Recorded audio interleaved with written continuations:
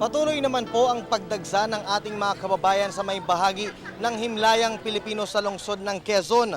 Ito'y upang dalawin po ang kanilang mga namayapang mahal sa buhay. Nananatili man pong mahigpit ang seguridad sa nasabing sementeryo upang matiyak ang taimtim na paggunita sa undas. Ang detalye ng balita, alamin naman natin mula sa aming kasamang si Bench Bondok, mag-uulat mula sa himlayang Pilipino sa lungsod ng Quezon, live. Kirby, isang araw bago ang undas, dumarami na rin ang ating mga kababayang dumadalaw sa ilang mga pribadong sementeryo katulad na lamang dito sa himlayang Pilipino sa lungsod ng Quezon. Ang okasyon, sinamantala na ng ilang pamilya upang makapagbanding kung saan ang ilan, nagtayo na ng mga tolda at tila nagpipiknik pa sa piling ng kanilang mga yumaong kaanak. Para sa pamilya ni Mang Piling Tamayo, maigi ng dumalaw ngayon dahil ayaw na nilang makisabay sa buhos ng tao sa mismong araw ng undas. 31, pumunta na kami. O kaya katapusan, pumupunta na kami. Sino pong dinadalaw natin? Yung kuya ko, yung kapatid niya. Kumusta naman po? Masaya naman po? Okay naman. Okay naman. Banding na rin? Oo, banding. Mamayang hapon to. Okay, so hanggang kailan po kayo dito? Mamayang hapon lang. Simula kaninang maga, maghapon lang kami. Parang may mga toldang pinarerentahan sa loob ng sementeryo. Naglalaro sa 1,300 hanggang 3,000 pesos ang halaga ng renta ng tolda, depende sa laki nito. Sa kabila nito, maaari rin namang magdala ng sariling tolda ang mga bibisita. Ang ilan naman sinasamantala ang okasyon para kumita.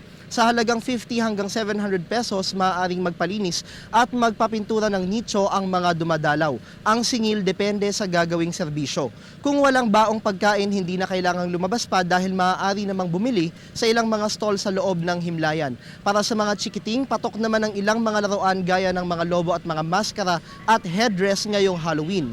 Kung nais naman ng pampalamig sa mainit na panahon, may mga kariton ng sorbetes na umiikot sa loob ng sementeryo.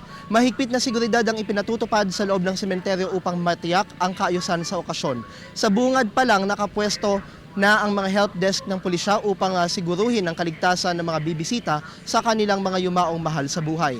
Dagdag pa rito, may mga sundalo rin sa mismong loob ng sementeryo na maaaring umayuda sa pagpapatupad ng mahigpit na seguridad.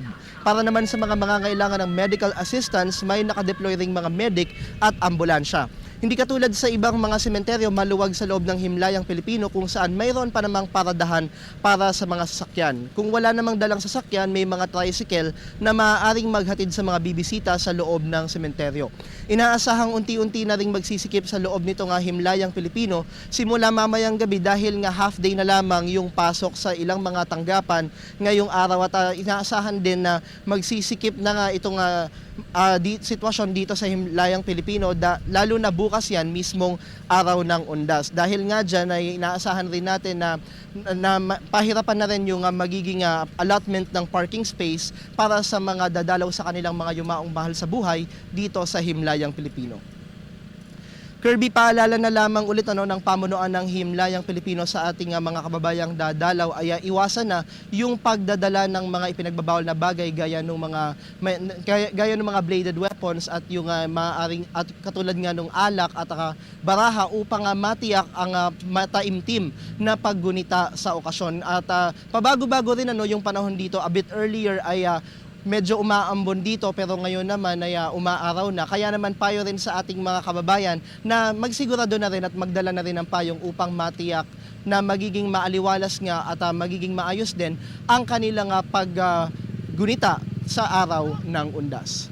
Samantala, yan muna ang pinakasariwang balita mula pa rin dito sa himlayang Pilipino. Kasama pa rin ang Unit 3 para sa Telebisyon ng Bayan, Bench Bondok. Alright, maraming salamat sa iyo, Bench.